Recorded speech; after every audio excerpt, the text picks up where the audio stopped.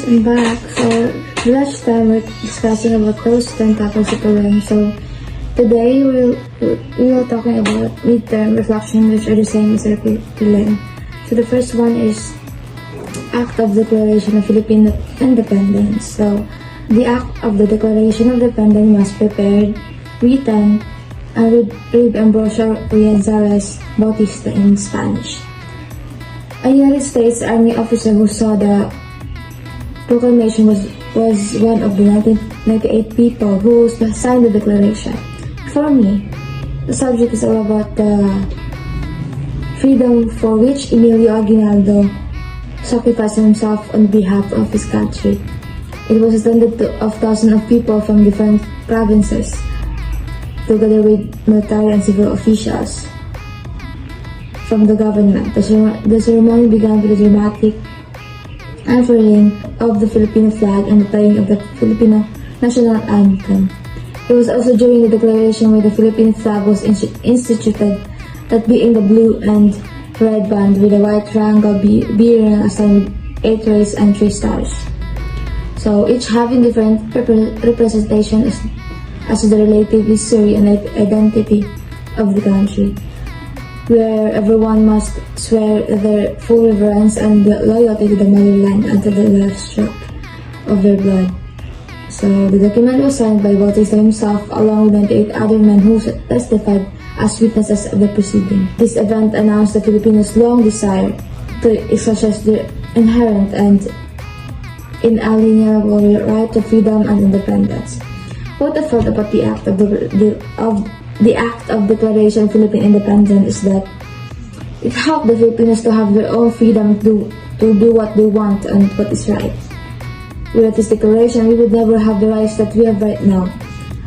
So, the independence is a good thing in the book of Philippine history.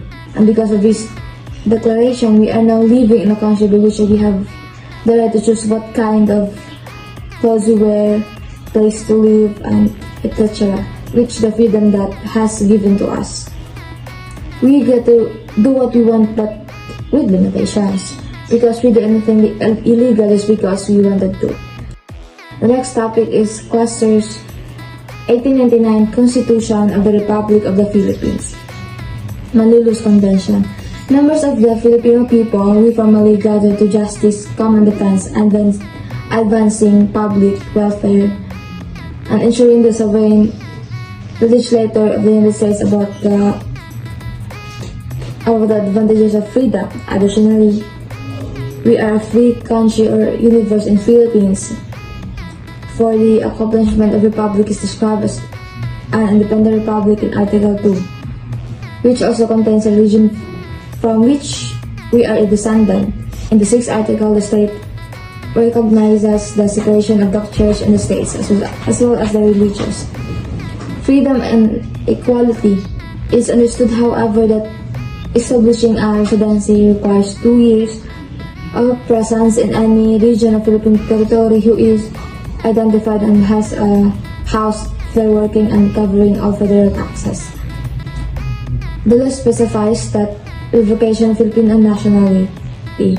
Furthermore, it asks about a person's human rights in terms of given that some Filipinos abuse everyone, how they use or handle something only because they are able to pay the damages in full, possibly the arbitrator who has been negotiating settlements.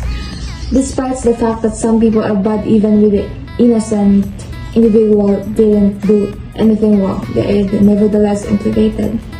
Everyone should or can submit a petition for their own advantage, claims the article. In conclusion, after reading this lecture, I became more aware of the many of human rights and constitution that we merit or even learn about.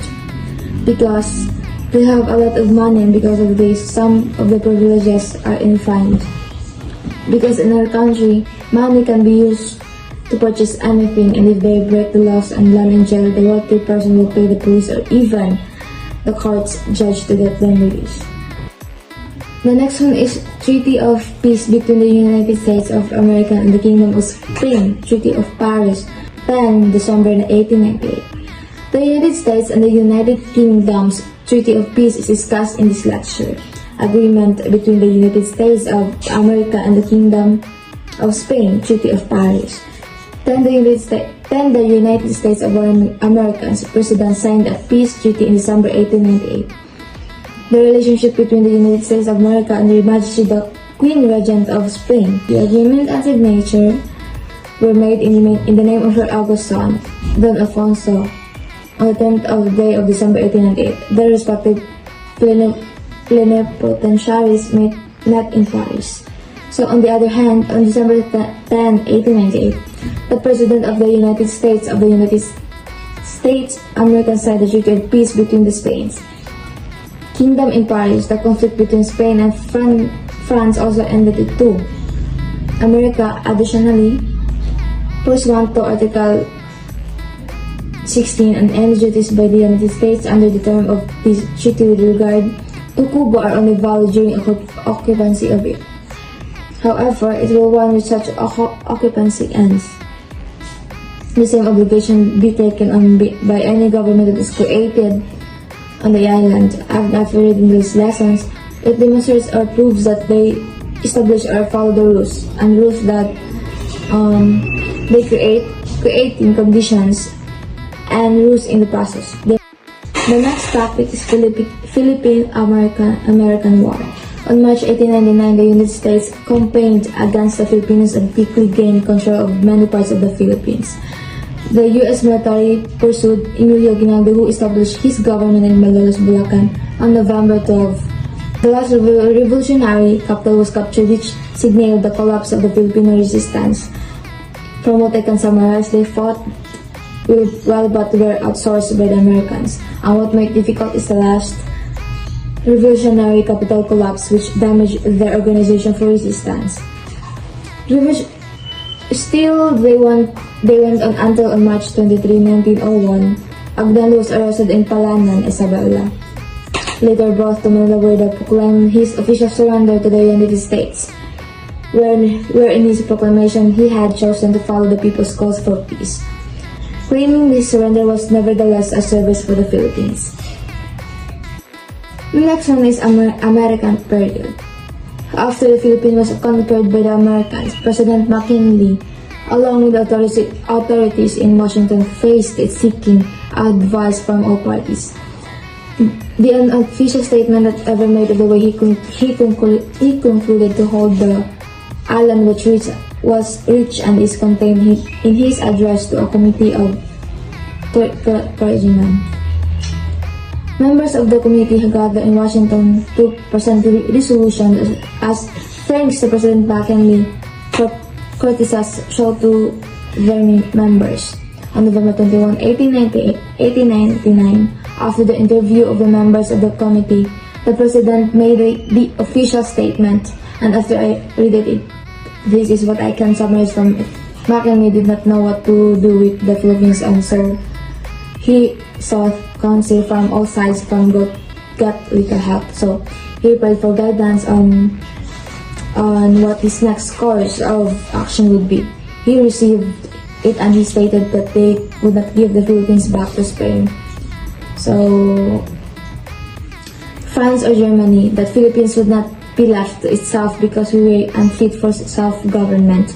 Washington left with no choice but to take us in and educate, uplift, civilize, and Christianize us. After a day, he then included us on the map of the United States, where we stay while he is president. The next one is convention between the United States of America and Great Britain, delimiting the boundary between the Philippine archipelago.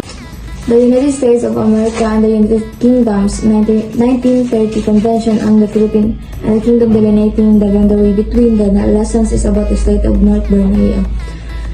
Additionally, the Philippines' fundamental stance on how far its maritime and territorial limits extend is predicated on two difficult principles. The first is that the fictitious boundaries drawn in the 1898 Treaty of Paris, which both the Philippines and all waters surrounding them were given to the U.S. These unnatural lines delineate its territorial waters. They claimed in the Article 5 that they wanted to draw the conclusion that we are the imaginary item or line that runs along longitude meridian on latitude is 119 degrees east. The line established by the Treaty of Inc. on December 10 between the United States and Spain is known as Paris. Greenwich parallel, which is out of 4 degrees, 42 minutes north, is established in 1898 latitude. Furthermore, having studied this lesson, I learned or may apply since it pertains to or even reflects on me as a student or child. Given that we live in a democratic country, we must be aware of our limitations. The second to the last topic is Commonwealth of the Philippines.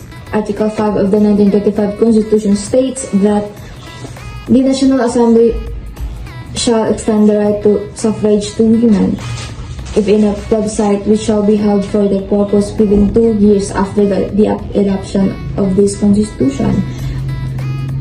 Not less than 300,000 women possessing the necessary qualifications shall vote affirmatively on the question.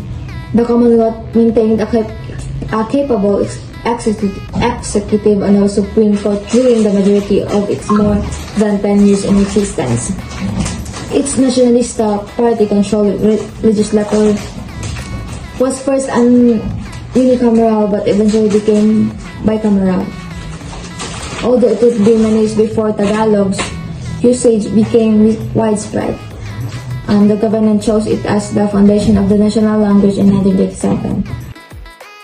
The last one is World War II, a well-written but little-known broadcast piece about the struggle of the Filipino and American soldiers, Bataan has fallen.